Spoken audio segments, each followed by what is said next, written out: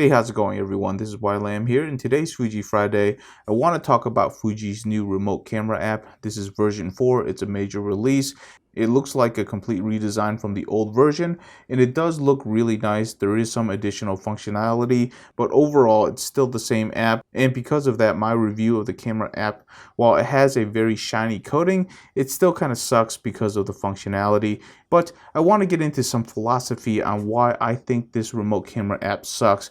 And it has to do with the fact that they only see this as a utility. In other words, when you look at this app and when you actually use this app, they really designed it just to be a functional utility that you can put on your phone, which means very low usability, just the basic functions that you would want as a photographer, or maybe, no, not really. I think as a videographer, you don't really have any use for this app at all because there's just not enough utility in there. But what I really feel is that a lot of the major camera manufacturers, including Fuji, is missing a huge opportunity. And the reason why I say this is because when you look at young people and then you look at the smartphones and how they use it, this right here, it's the center of their world. Everything they do revolves around the smartphone. It is such a well-used technology that at this point, if you only treat it like a utility, you're not really getting the full benefit of this smartphone technology in order to grow your brand, your market, sell your cameras, all those things. What they really should be thinking is that this is an entry point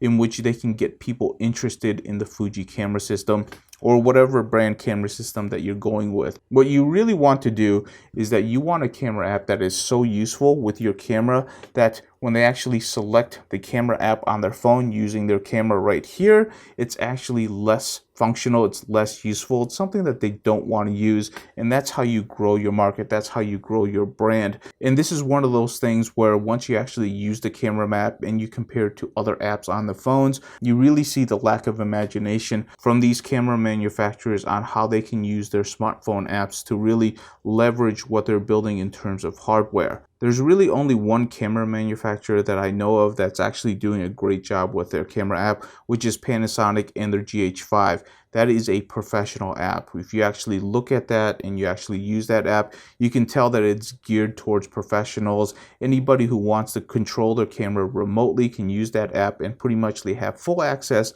to all of the settings that they need to control the GH5 remotely without having to worry about having to go to the camera itself. And you can really tell it's one of those things when I actually look at the Fuji app and the Panasonic app, they're actually in the same place. Every single time I look at the Fuji app, I'm a little bit disappointed because I know how good the Panasonic app is, and that's the reason why when I look at the Fuji app, I'm just always a little bit disappointed because I know what a fully functioning app looks like because of the Panasonic GH5. But that is my short rant for the day. Let's go ahead and look at the new Fuji camera app. Let's go ahead and look at version 4.0 of the Fuji camera app. It is a complete redesign. There is a really nice camera interface to it. So once you're in here, what you can do is you can tap up top and you can actually select the cameras that you already have. What I'm going to do is I'm going to go ahead and pair my X-T30 to my phone. So I go down here, add new camera, X system, interchangeable cameras, and then you can select from a range of the Fuji camera bodies. X-T30, go ahead and hit proceed. And then what you want to do is you want to go ahead and start pairing. So at this point, what I'll do is I'll start up my X-T30. I'll go ahead and go to the gear icon at the bottom. I'll go to connection settings. Then I'll go to Bluetooth pairing. Make sure my Bluetooth is on. And then I can go ahead and go to the pairing. And then I'm going to go ahead and hit proceed. And what we're going to do is we're going to try to find each other. There's my X-T30. Go ahead and select that. And then we're going to go ahead and let the pairing process continue. Notice that it found it. Over here on my screen, it's asking me whether or not I want to set my date time according to my phone. I say okay, because there's no reason why not to. And then I can go ahead and exit out of the menu system. At that point, I can go ahead and hit start. I can select my X-T30, and then I can go ahead and go to live view. And then I need to join the Wi-Fi network that's coming off this camera right here. So that's what I'm going to do. Now I'm just going to adjust my camera a little bit and make sure I get these things in focus so we can actually play around a little bit with the camera app. So adjust this to come over here. And then I'll move this in frame. So as you can see right now, well, actually, I don't know if you can see, but I'm set at photography single shot.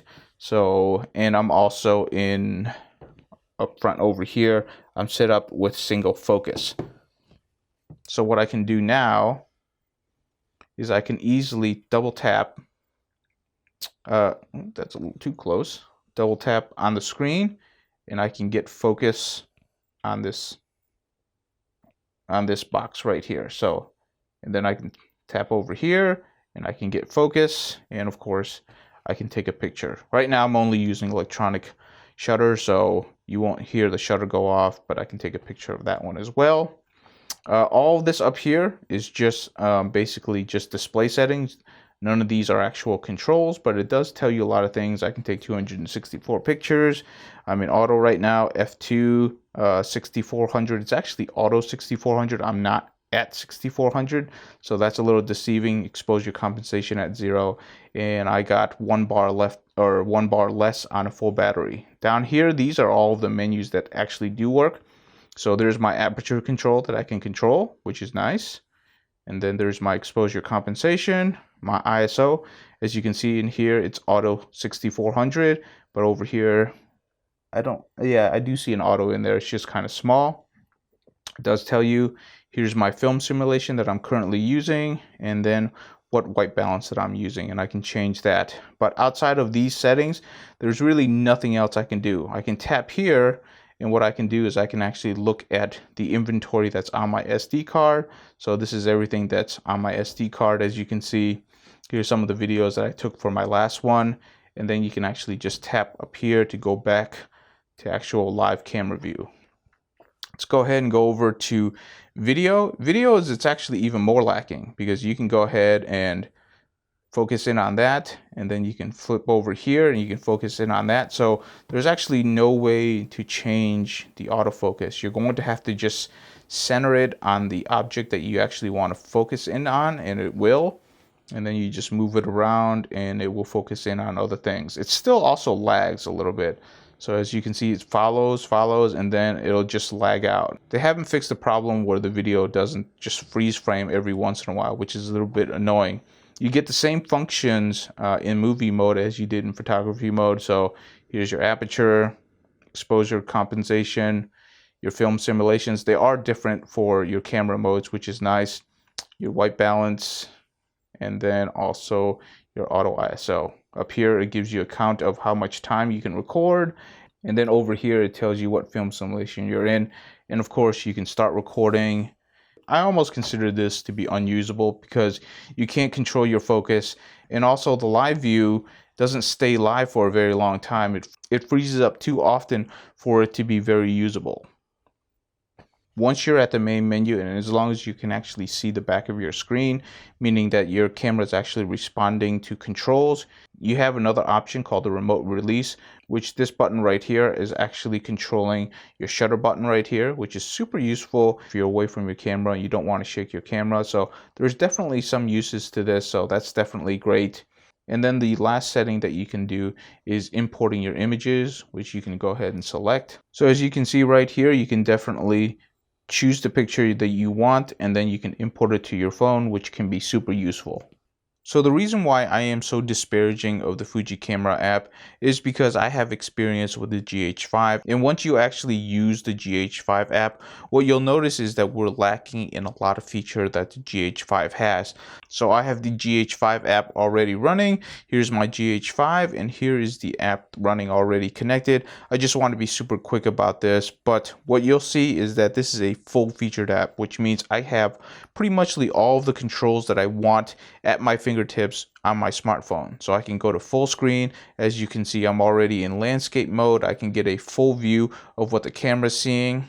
Also, what you'll notice is that there is no lag. It doesn't freeze frame, which is super useful. Now, if I go into the smaller mode, you'll notice that I have all the other settings here.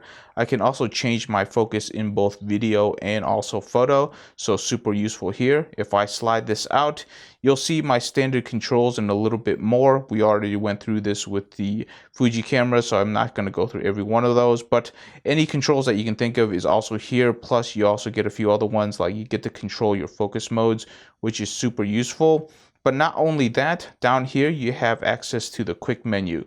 So anything that I put in the quick menu on my GH5 will actually show up here, which means I get kind of infinite functionality in terms of what I want to do. So I can basically put anything that's useful to me in my quick menus, and then I have immediately access to it on my iPhone app, which is something that is super useful. Of course, you can start recording, you can also do playback, and of course you can access your quick menu. And then there is the home screen over here, which will allow you to do yet a bunch of other things. So again, this is a full-featured professional app. There's so much you can do here, and all of it is tied into the GH5. So the reason why when I actually look at the Fujifilm app and I'm a little disappointed and why I review it like that, it's because I have so much experience with the GH5 and the app that comes with the GH5, and it is full featured.